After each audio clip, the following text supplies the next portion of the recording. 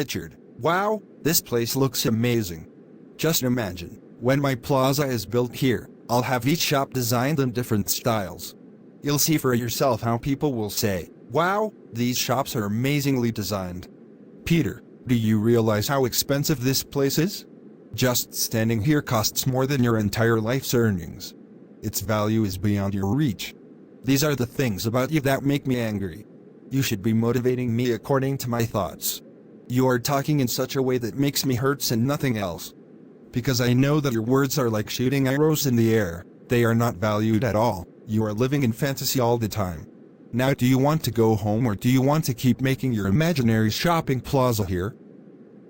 I feel from your words that you are anxious about my dreams. Perhaps you know my nature, that I do what I say. That's why I'm saying this, because I know very well about your nature. It's quite hot today and you have kept me standing here for a long time, and you are making your imaginary plans about doing this and that. Now I don't have so much time to listen to your unrealistic talks all the time, so we should leave from here. When I build my shopping plaza here, where should the parking gate be, friend? Peter, shall we move? Okay, alright, I think you are feeling jealous of me.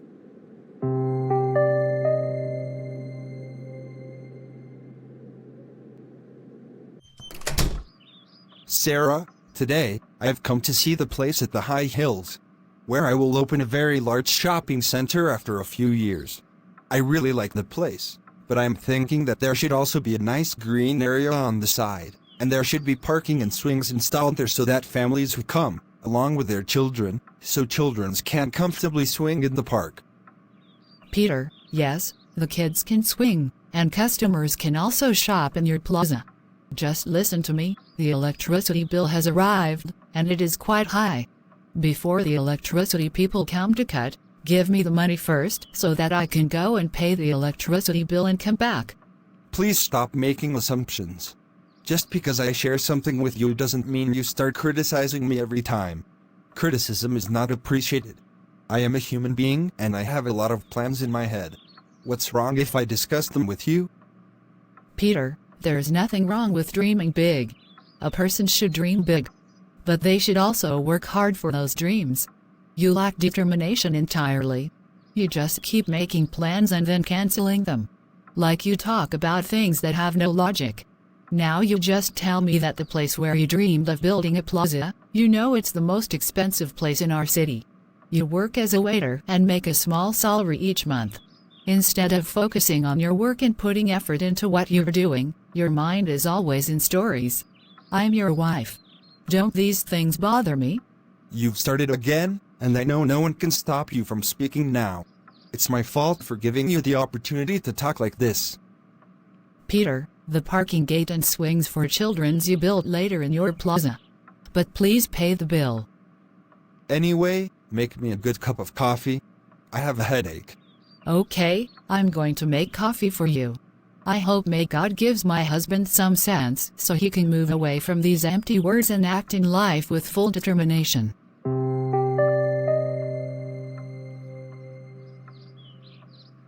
Dude, I'm feeling so bored today, I can't figure out how to spend the day. The biggest issue on weekends is that there's nothing to do. Eventually you end up just using the television or social media until it gets boring. Yeah, that's the thing. Weekends can get really boring, especially for me. All day just passes with household chores and nothing else happening. Let's make a plan to go somewhere for a change. It'll be a good way to spend time. We don't need to go anywhere to roam around. Look at what's coming up in front of us. Our biggest entertainment is here. You're right. The biggest entertainment in our area is coming. Let's gossip about it. But let me tell you not to laugh at him, otherwise he will get suspicious and Peter will go away. Yes, okay, I don't need to laugh. You should also control your laugh, because his mind rotates suddenly and he gets angry.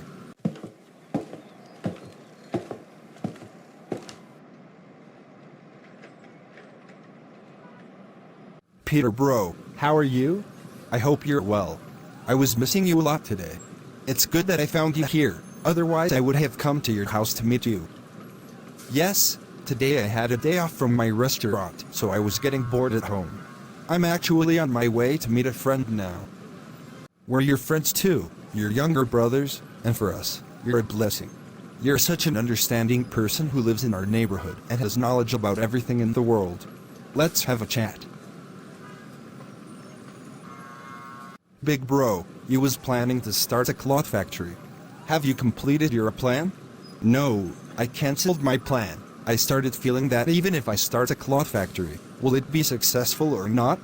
You were also planning to purchase machines. Why did your mood suddenly change? Yes, now I'm thinking that I'll build a plaza on the old road. It will be double-storied and you know it's a very commercial area. I will get a good output there. Okay, very good. Wow, now you're thinking of building a plaza. How big will it be? It will be double-storied. Please rent out your shops to us. It will be a relief for us because you are such a big man and you're planning to invest millions of dollars there. We need your support. You're my younger brother. I won't take rent from you. Whatever I can do for you all, I will do. Have you started work on your plaza yet? No, not yet. I will start work on it after a few months. I wanted to talk to you about something. Yes, tell me, what is it? I don't like to see you walking like this.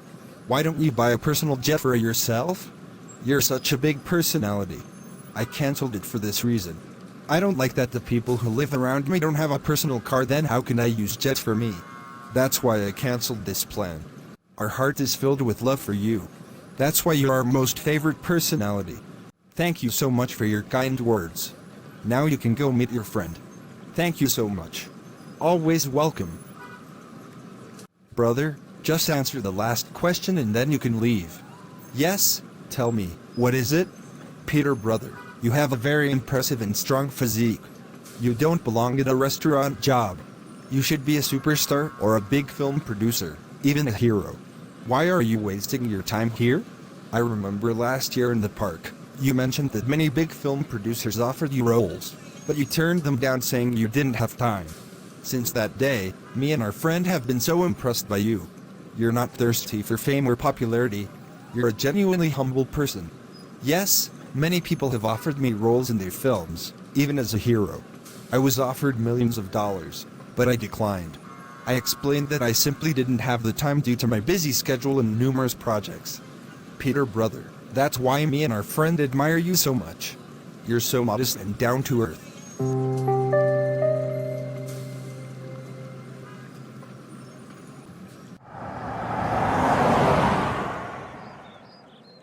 Sarah, my daughter, how are you? Are you okay?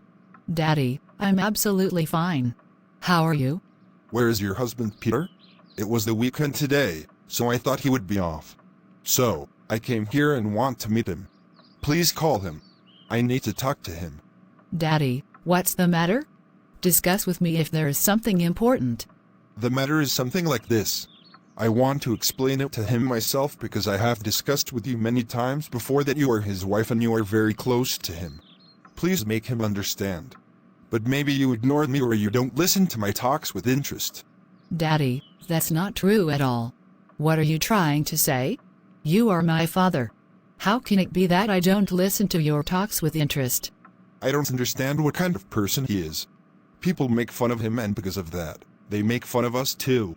He always lives in imaginary thoughts, talks to people, then they makes fun of him later, and they also feel sad. Daddy, you're right. I am tired of explaining to him. There is no determination in him at all. You know what he did last week. I don't have the words to tell you, and you have no idea. Yesterday Mr. Smith called me to his office, which is their head branch. Everyone was sitting there laughing.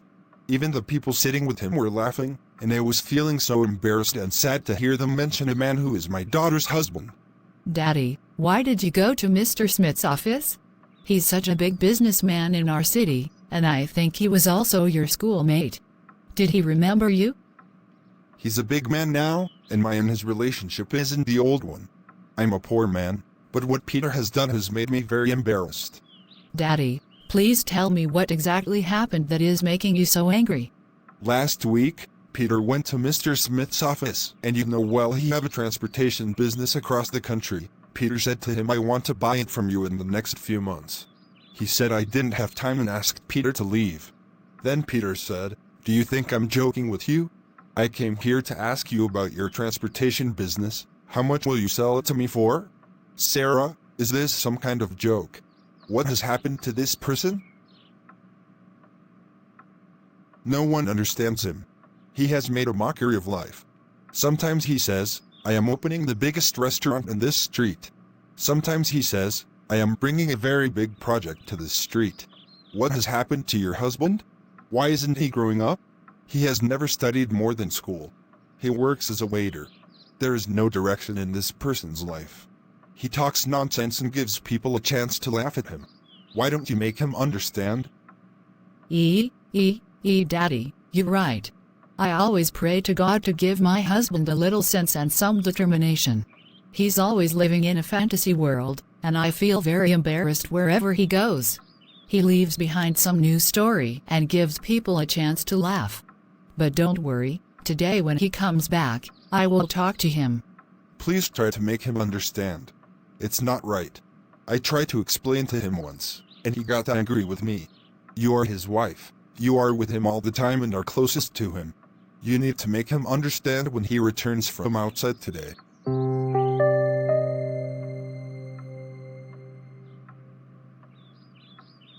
How are you, Leo?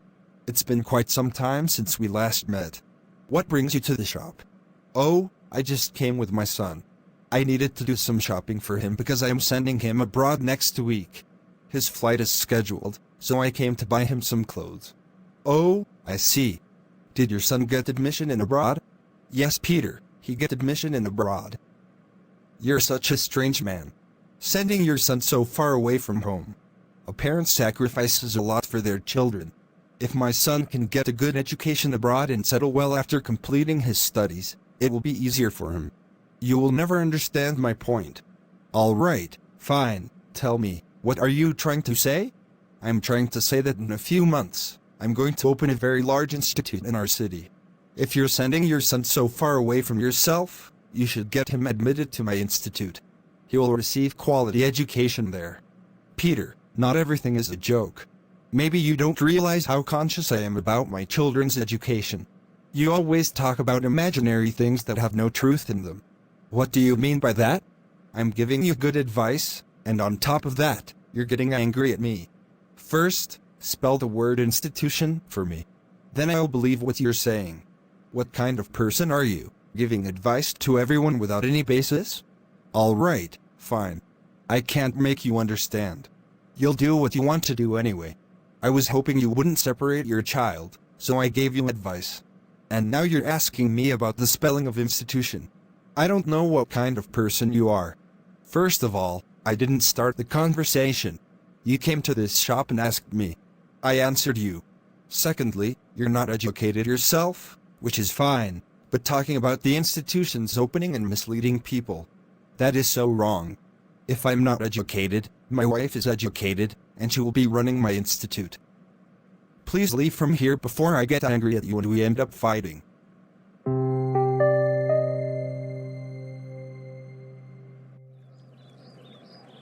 Why haven't you cooked yet? Don't you know it's time to eat and I'm very hungry?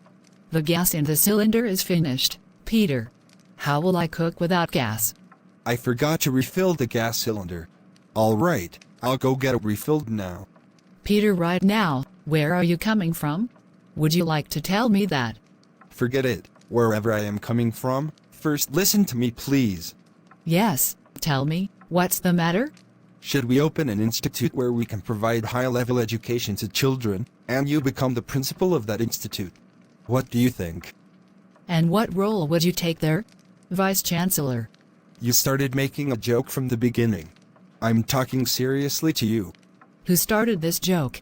You tell me, will I become the principal? Should I appoint you as the Vice Chancellor in that university? I've asked you not to joke with me, but you're still not refraining from joking. I simply suggested that we establish a good institute where children can receive quality education, and you're saying I should become the principal and you the vice chancellor. What kind of joke is this? Peter, listen to me. You've been irresponsible since childhood. There is absolutely no determination in your life. You always talk about things that have no connection to reality, and it saddens me greatly to hear all this from you. Is life just a joke to you? Where's the gas cylinder? It's better if I go to the market and get gas, otherwise your words will make me angry. Peter, now I feel like crying. I'm tired of explaining to you. Why don't you stop talking like this? You don't understand how much people make fun of you. They don't make fun of me. They feel jealous of me, and now I feel that my wife is also start jealous from me.